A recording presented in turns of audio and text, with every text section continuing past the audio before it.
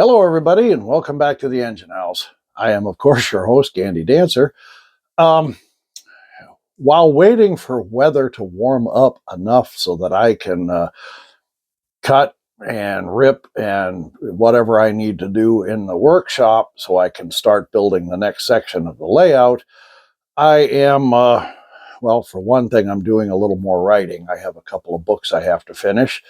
Um, One is I hope to have it in print by spring. We'll see. A couple things. Wife still has to do some editing. I've made some changes, gone back through it. Anyway, in all of this stuff, in the meantime, I am working on this. And for those of you who have seen my earlier videos, you might know what this is, but this is for some of people who have not, who just recently joined me. This is, and I'll bring the other piece over here. There's the piece. This sets in here. And then there is also, this was made in Germany. Okay, we'll get into that here in a second. And the history behind this. And this is a little lean-to that sits over in here up against that house. Apparently, it's a good thing I picked that up. Apparently, one of the shutters was coming off. We're going to put that over here to one side. The history behind this is my aunt, my late aunt now,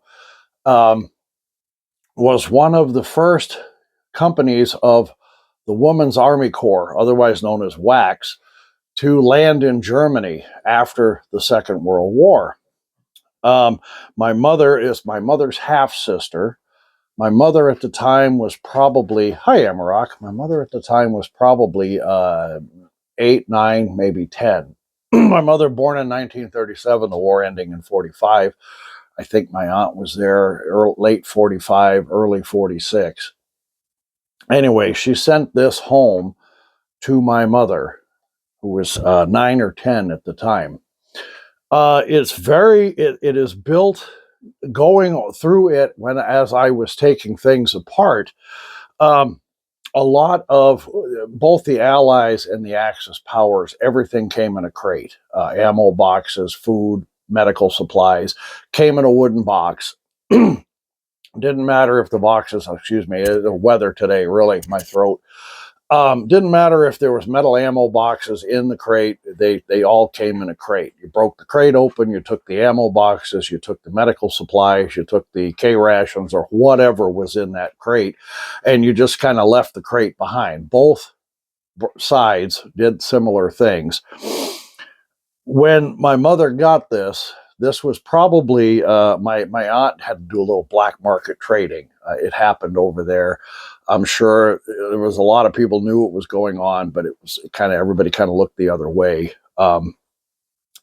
There's a lot of detail that goes into what happened, but I won't get into a lot of that. Anyway, I believe this was made after the war because the wood, any craftsman who would do any kind of work building something like this would have the correct dimensions of lumber and would have, would have what they needed. They would get the supplies, they would put this together. This, because of a few things, the seam here, the fact that this is very rough cut wood, leads me to believe this was part of an ammo crate or something that was either brought over by the Allies and dumped, or the German troops, they just left this stuff behind. That happened a lot. Okay, so I think a lot of this was made using whatever materials the person had on hand. I'll get into some more detail here. This is a pine cone. There were 2 of these. There's another one in the bag. They are painted green. They're very dirty. They're very delicate. This is what they used as a tree. One goes here, and I'm not exactly 100% sure where the other one goes. It's been a while. I got to look at some old pictures and see where I took it off from. But they both go on there. There's some figures that there's a figure here. You can just barely see it. There's some porcelain figures. There's a little, like a Scotty dog or something here. That goes up against the side of the house. There's a picnic table, a workbench. There's different figures here everywhere. It was made, I do believe. I will take this over here again, and there's some pieces on here I was fitting to make sure they fit. This the if you look in the windows here, you see this aluminum foil kind of thing here. These look to me like the inside of a cigarette pack. If any of you smoked, you know what the inside. There's aluminum, real thin aluminum foil type paper in there, and that's what the windows are covered in on the house as well as on this little shed. So I believe this was made from whatever they had on hand. Now, when I set the house back on this, it does not completely fit. They put it back so that part of it is right up against and even overhangs the back a little bit.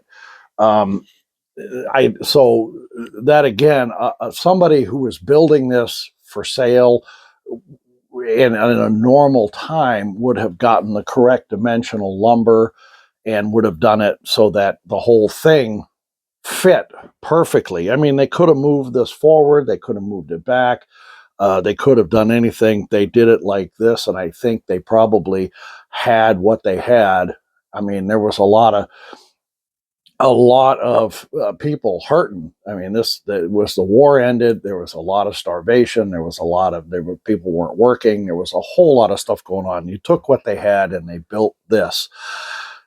It is very nicely detailed, and it was. I remember when I was a kid, probably my mother's age, when she actually got this. That is this she kept in a case in a like a glassed in, and oh, hi, shop kitty. We were not allowed to mess with it. We could look at it, but we weren't allowed to mess with it. And over the years, of course, pieces have gotten brittle. This is part of the fence. I have some more pieces over here. Part of the gate is missing. A lot of it has moving over the years and just the old glue. Hi, shop kitty. I know you are not walking across that. A lot of it is starting to deteriorate.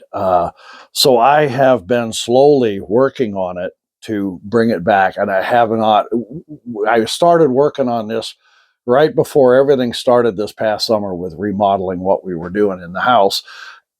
And I just kind of put it aside and left it. And it was sitting on my layout and in the way. And when I started moving stuff around, excuse me, this weather. Anyway, I ended up bringing it up here to this room, and I decided I needed to start working on this. I got to get it back to looking a lot like it did when it was new. It'll never be exactly. A lot of these stones here were missing. There's some in the bag. I forgot they were there when I went to do stones. I used what I had on hand. I'm not going to change it now. The other thing, too, that makes me think that this was all done with scrap, whatever he could find, was, again, it hangs over the back, but he did not finish the back. This side is finished, this side is finished, and this side is finished. There's even a window, that little window in the back there. I don't think he intended to have the lean-to there originally and decided to put it there and just left the window and covered it up. I was quite shocked when I took this thing apart and found that window underneath there. So this leads me to believe that a lot of this was made with scrap materials. And I will just roughly set this thing in place here. And you can see the roof hangs over. So again, somebody who had access to the correct wood would have made this big enough and would have done a lot more with it, I believe. So that's what leads me to believe. And there's a chimney that goes here, and it's in this bag over here. In the meantime, I'm trying to redo the fence here. Um, I need to make more pickets. I have a lot of the original pickets, not a lot, I should say not a lot. I have some. There are, as you can see, a lot of pickets missing on both front and back and the sides. And I have some of them. There's another piece of, this is a gate right here. There's another piece that goes here. It completely fell apart. I have bits and pieces of it here. I'm going to have to try to rebuild it. What I don't have in pickets, I'm going to use the originals where I can in the front.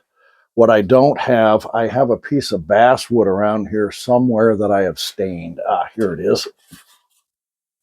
I have stained this. It is pretty close to, it's a little darker as you can see, but that's about as close as I could get. I'm going to make pickets out of this to finish the rest of it off. I have to find some other wood, small, like this. I think I might have some down in the basement. I have to look to make rails. There's a few rails, cross rails that are missing and whatnot. So, it's a work, and it's going to take me a while. But anyway, while I am waiting for temperatures to warm up a bit, I thought I would do a little bit on this, just to kind of show you. And of course, my memory being what is. Oh yeah, another thing I wanted to talk about. Excuse me. Wow, this weather. You can see here the roof on this. It's curved. It's curved here. This is. I was gonna try and take this roof off. And again, here, this isn't finished. This is the back. This is finished, and this is finished. Okay, so this, there's a lot of stuff here that leads me to believe this was made after the war. Somebody who needed money or needed food or cigarettes or something, and they were willing to trade this for stuff they needed. And of course, my aunt either ordered it and had it. My mother's not sure the history anymore. It's been a lot of years. It could have been something that her sister, half sister, had ordered and made. Excuse me. Or it could have been something she saw and just paid in cigarettes or food or something. A lot of that was going on in those days. That's just the way it was. But anyway, this is so delicate. I am not going to mess with it. I was initially, but it is so dry and brittle. I'm afraid if I do anything to it, it's going to just break and I'm going to be really, really upset. So some of this I am not going to mess with. It's just, I don't want to risk. This means a lot to me. Excuse me. My mother, the reason I came to have this, my mother was downsizing about 8-9 years ago. She was trying to get rid of, she was putting a lot of her stuff on eBay and selling it. And she had listed this, and I said, "What are you doing?" She said, "Well, I'm not getting any younger. I don't need this, and it needs to be." And I said, "Oh no, you don't, Mother. You're gonna send it to me. This was my favorite. I loved this when I was a kid. I mean, this is modeling right here. This is it. This is what I did. Hi, Shop Kitty. Um, this was I was fascinated by this as a kid. So I thought, you're not getting rid of this, Mother. You're going to send it to me." And she did. She boxed it all up, wrapped it in bubble wrap and in those stupid packing peanuts, and sent it to me when I was still living off grid in Idaho. And I got it. And of course, some other stuff had come off in the shipping, it will. And I took one look at it there, and I honestly did not have the room or the time or anything else to mess with it. And I finally decided I better get going on this, because I'm not getting any younger, and neither is she. So I need to go ahead and get working on this. It'll never be 100% where it was. I've got a couple things. I don't even know where they go anymore. I've got to look at some old pictures. I've got this piece of wood right here I pulled out. I have no idea what it goes to. Not a clue. I can't find. I thought maybe I'd find it where it went. It's in the bag. It's stained the right color. Um, I haven't got a clue where it goes. I'm going to hopefully, as I put things together, this is what happens when you set stuff aside for too long, right out of your head. Um, hopefully it'll come to me as I go and I'll find it, or I'll find a picture that I had of the whole thing as I was taking it apart, and I'll be able to decide to figure out where it went. So we're going to see. Shop Kitty, my little friend, I have things to do here, and you are right in the way. She has not been around me much lately. I'm sorry, Kitty. You got to go. Anyway, let's go ahead. Where did I put them here in my pocket? I have cleaned up the ends of these. And again, I'm sorry. It's this weather. We've had death by snow flurry. It has been like a little snow flurry here, a little snow flurry there for the last week. I haven't seen the sun and I can't remember how long. But anyway, everybody's throat's a little scratchy. I guess there's a head cold going around. And 1 second, I need some paper towels over here, and they're back here. You can see this, my little room here is still kind of a work in progress. I have some stuff over here now. I have a railroad sign up there. You can't see it. Next time I shoot video in here, you'll be able to see it. I have a lot of my other stuff floating around. I still don't have my power strip up here. I can't get to it right now. It's plywood's blocking it. A few other things that really need to be brought upstairs and finish this up. So I'm kind of working between the two, and with the cold. And of course, this is January. We're going to get spring here in a couple of months, and I'll be starting back on finishing up the bathroom. So, I mean, I've got a lot of going on here. And this is one of the projects I have wanted to get done. And we're going to put a little Gorilla Glue on that and on that. Now, I have already fitted this where it goes. I've had to kind of figure out where certain things go here. This fits right there. Okay, there we are. That one is done. I'm gonna put one. Let me see here. We have a slat picket missing is right there. Do I have a wider one? Shop Kitty. We have a bit of a wider one here. Oh, that one's much better. We're gonna scrape some of the glue off of this.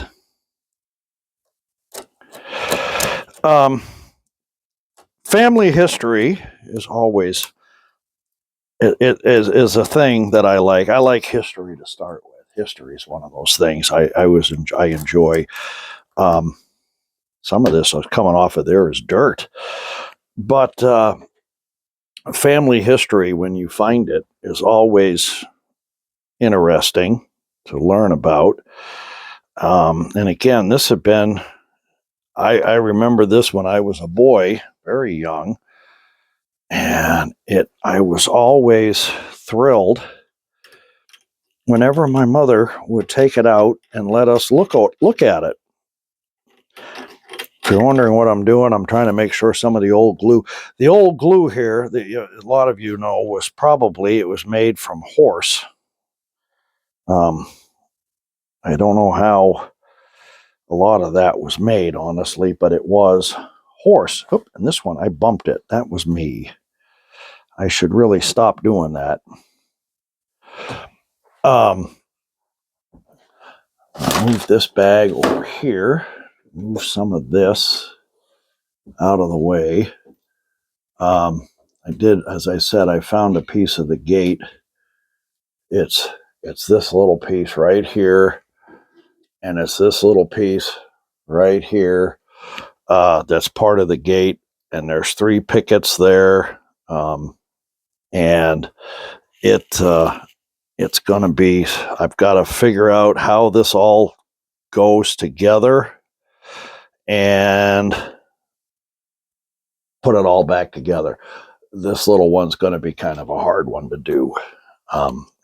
Always put the cap back on the X-Acto knife. Here is another piece, and you can see the glue here on this. This is very old glue, and a lot of it, they blobbed it on. You can really see there. There's quite the blob of glue right there. We'll see where this goes. This looks like it's too big for that. Oh, I think this one, it's too big for that spot. I'm thinking it probably goes right there because it will not fit there. Yep. So it's just going to be like a jigsaw puzzle. It's going to be figuring out what goes where, and what pieces I am going to do when. And like I said, I'm going to use what I have along the front. There's another piece that goes somewhere. I'm not sure where. Oh, I think it goes right there. So yeah, there'll be some stuff going on here, and I'll be working on this. You're going to see it. It's not really a major project. It's not the railroad thing, but it's going to be sitting in the background. And as I work on it, I'll post pictures. I have a MeWe channel, and I'm on Blue Sky. I am not on Facebook, and I am not on Twitter. And but I do have Blue Sky, and I do have MeWe. If I put that there, no, I maybe put some of these. It's going to be kind of like a puzzle piece, because if I put them too close together, they don't look right. But if I put them too far apart or whatever, if I try to squeeze them in there, the next one may not go. So this is going to be, all of these pickets are different widths. You can see if you look at it close enough, they're all different widths. They're all different cuts on them. None of them are really all that perfect. Again, I know probably the person that made it was doing the best they could with what they had on hand. A little history about the people in Germany after the war. Of course, Russia had part of Berlin and part of Germany, and the Allies had another part. And I don't know if you're aware, after the First World War, the powers that be wanted to punish Germany for starting the war. And so they did. They put economic sanctions on the German people. They did everything they could, and they did it all wrong. This is what gave rise to the Third Reich and Hitler, because the people, it was a depression. The people could not. And because of that, so in the Second World War, when it was grinding down and we knew Germany was going to lose, some of the powers that be wanted to punish Germany a second time. And cooler heads said, wait a minute, we did this once, and all it did was start another war, gave rise to a madman and killed millions of people. So they said, you know what? We are not going to do that again. But after a war, there is always a period, especially the people who suffer the most in war are the civilians. They're not combatants. They are just there. They get caught in the middle. And so after the war, when the surrender and the whole thing, everything was going on, the powers that be decided they were going to rebuild Germany instead. Smart move, in my opinion. So they started rebuilding the German economy as best they could, but it does take time. It doesn't happen overnight. The people there were still, it was in the middle of, they were basically in a depression. A wheelbarrow full of money, wheelbarrow full of Deutschmarks couldn't buy you a loaf of bread. So, as I was telling my mother, probably, most likely, my grandmother would take, excuse me, a box of Tampax to send it to my aunt, take out all but the one on the very front where you'd open the box up. She'd open the thing up from the back, take everything out except for the one on the front, one or two in the front, pack the rest of it with cigarettes, seal it back up, and send it over. Now, you have to know, as I know, the people over there checking knew this was going on. They're not dumb, okay? But they looked the other way because it was the only way. I mean, you've just spent 4 years, and Europe was even longer. You spent 4 years fighting this enemy. You weren't fighting the people, and now you're there as an occupation army, and you have to you have to feel some sympathy for the people. Anybody who says, nope, I feel no sympathy whatsoever, blah, blah, blah, they're heartless. I'm sorry. That's just the way it is.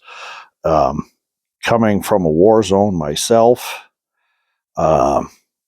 people are people. The majority of people just want to survive, feed their families. They don't want this crap going on around them all the time. Okay? They're the ones that get hurt the most. And then you end up with things like this. This is something somebody did and said, hey, I can get some cigarettes. I can get something to feed my heart. I can get something I can trade for something I need, even though it's black market. So the black market was there. We all knew this. Everybody did. And a lot of the people checking packages, of course, had some sympathy. You had to. You can't be over there seeing people, kids, people, women, children, elderly, starving, and not have any sympathy for them. You can't. So they knew what was going on. Like I told my mother, I said, they're not stupid. They knew. They knew this stuff was coming. And so my aunt ended up sending this home to her 9 or 10-year-old half-sister, my mother. And this is how this ended up in our family. Anyway, excuse me. Wow. I'm going to bring this video to a close. It's going to take me a while, but there'll be more videos. I'll pop this out every so often and show you what's going on. And I hope you enjoyed the video. And if you like it, hit the like button, leave a comment, subscribe so you don't miss anything. I'll be doing more of this on this building as time goes on. A little bit here, a little bit there. Like this winter when it's too damn cold to go outside and cut wood, it is just my hands. Nerve and muscle disease has a bad effect, and the nerve disease especially in this cold. I can only work so long outside. Even with insulated gloves on, it doesn't help. So trying to get wood cut for the framework down in the basement isn't going to happen. I'm hoping we get some warm up here soon so I can get going back on that. But in the meantime, I'll be working on this and I'll be pulling stuff out here and there. So anyway, again, I hope you enjoyed the video. If you have any questions, leave a comment, ask me a question. I can answer what I can. Um, what I don't know about this, I can ask my mother. She can remember some of it, I'm sure. And we'll go from there. Anyway, everybody, I hope you have a great day. Bye for now.